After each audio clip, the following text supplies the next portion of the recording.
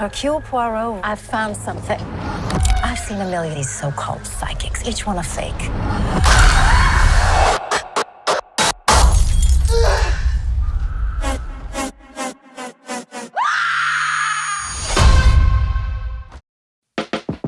Hi, Hilda. Hi. Hi. Nice to see you. My name is Chika from Median Times Indonesia. Chika. Nice to meet you, Chika. Great to see you. Okay, let's jump to the first questions, right? When you were involved in hunting in Venice, what were the biggest challenges you faced?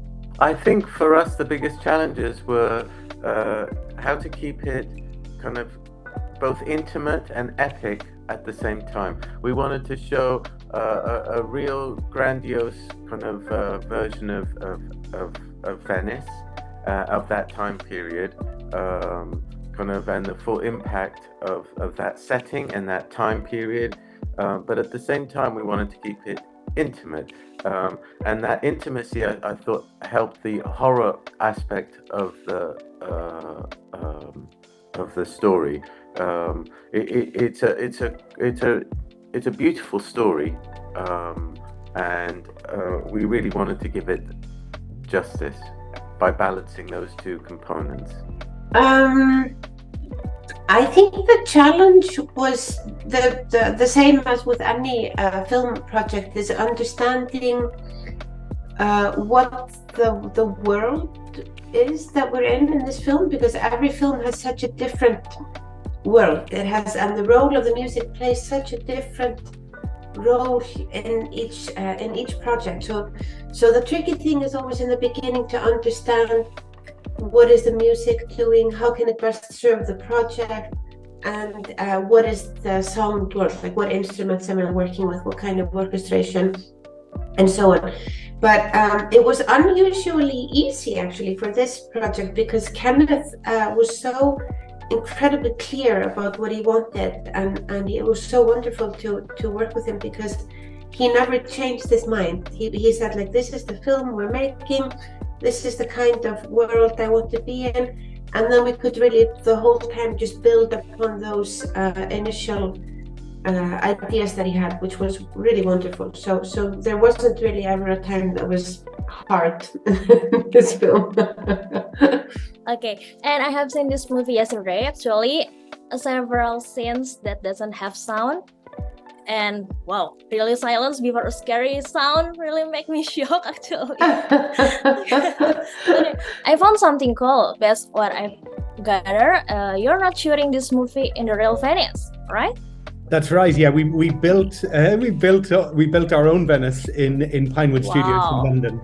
So we did shoot the early part of the film where he's in his garden and where he walks to the Palazzo. But as soon as you arrive at the Palazzo, we built the exterior of the Palazzo. We also shot at an exterior, but we only for 1 week in Venice, and then we built our own exterior, and then we built all the interior of the Palazzo. So all of where you see the gondolas arriving and they go inside the building and all of that. That all happens in the studio.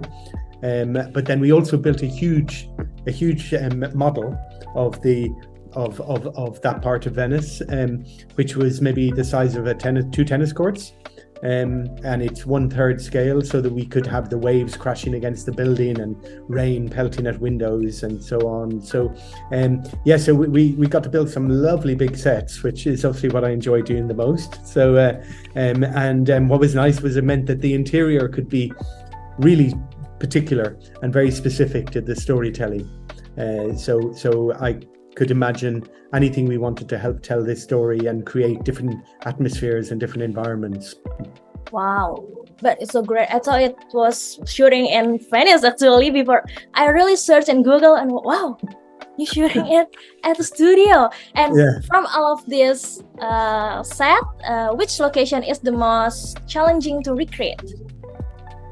Obviously working with water is very difficult because you've got a lot of electrics and stuff. So, and to build the ground floor, we also needed the exterior. So we had to build a very, very large tank that we could put gondolas in. which you would normally, for a temporary tank for films, you would build them, using sandbags and a big plastic sheet. But in this case, because it was so big and because we had big boats in it, we built it out of concrete. So it was itself a very big structure before we even started to build the set in it. And then we built a set that's interior and exterior so that they could sail inside. And then after it's all built, then you flood it and you can fill it with water. So that was exciting, but it technically quite difficult. Building the interiors, the next floor up, which was on a different stage, which is the piano nobile, is the huge room that they have at the center of these palazzos. And again, that was a beautiful set to build. But what's very difficult is with building sets is that you have to, if you want to see the layers of history that lie behind a wall, so you want a wall that's broken away, you need to build a set that has a really thick wall.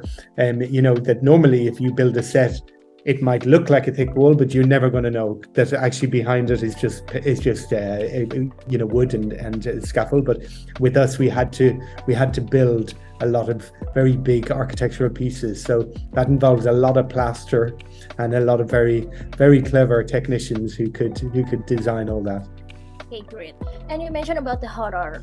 There are several jump scare scenes in this film, right? And was there any moment that scared you during the filming process?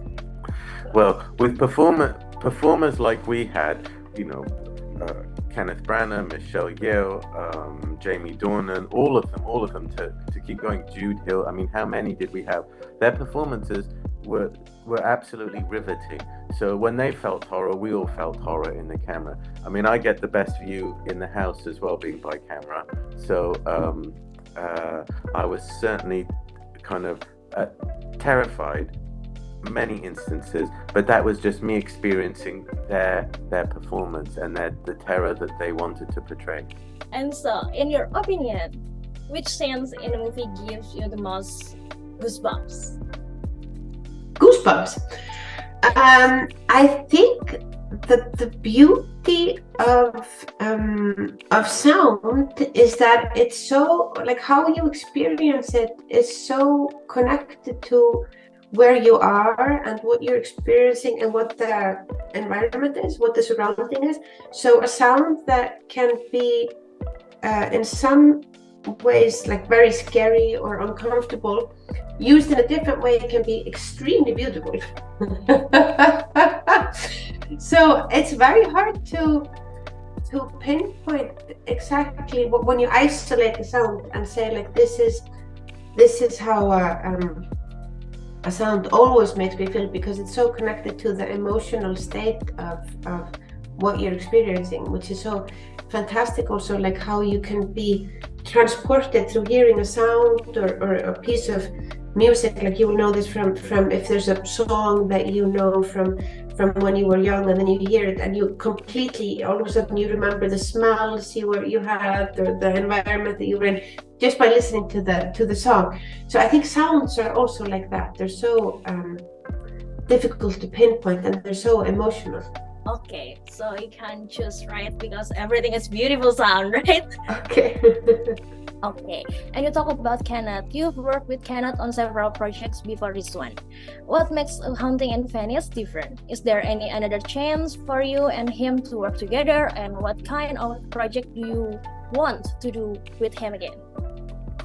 No, it's a good question. I think in a way this was the first film we did after Belfast, and it was such a rewarding experience making Belfast. And prior to that, we've made some more kind of large-scale films and some small films, but we wanted to bring kind of to a studio film that kind of handmade artistry and intimacy that we learnt on Belfast. So it was trying to bridge those two worlds, and in doing so bring a film that was kind of very, very earnest and heartfelt, very entertaining, and very, very scary as well. And we tried to again put those two worlds together in this one, and I hope you will be pleased with the outcome.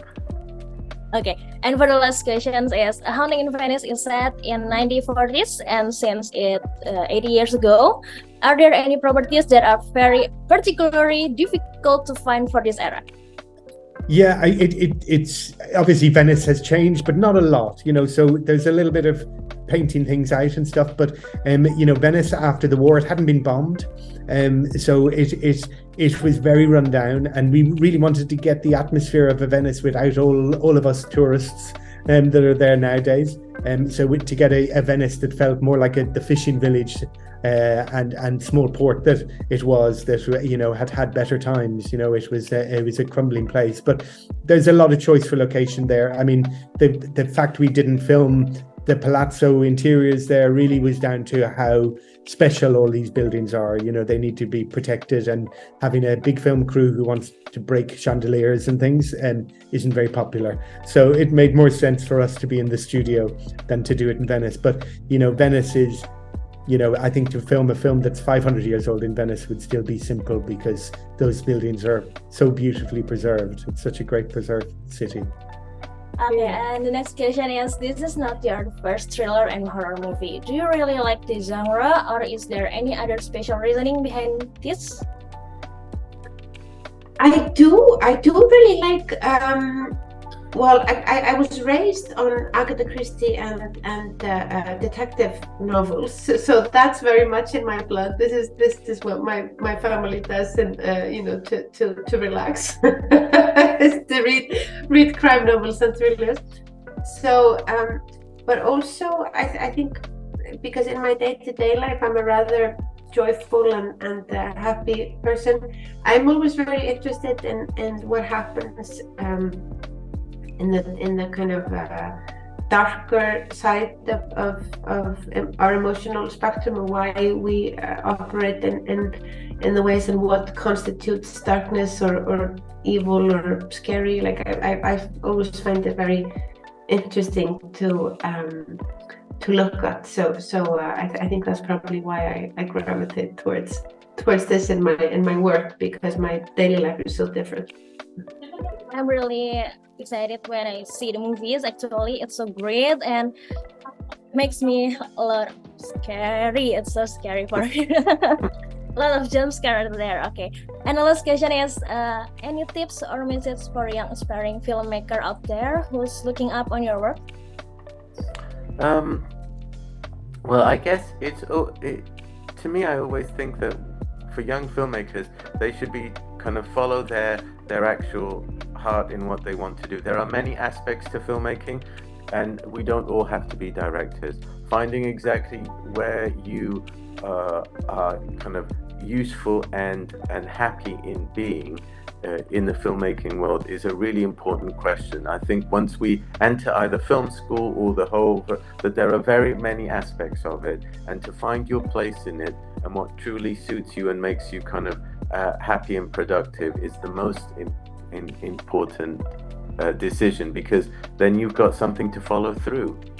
It's very great advice from Harris. Thank you so much for today, Harris. Great for today. Thank you, Hilder, for your time. Nice to see you. Okay, thank you, JB, for your time. Great time to see you. Nice to meet you, Elizabeth. Thank you. Thank you. Good to see you. Thank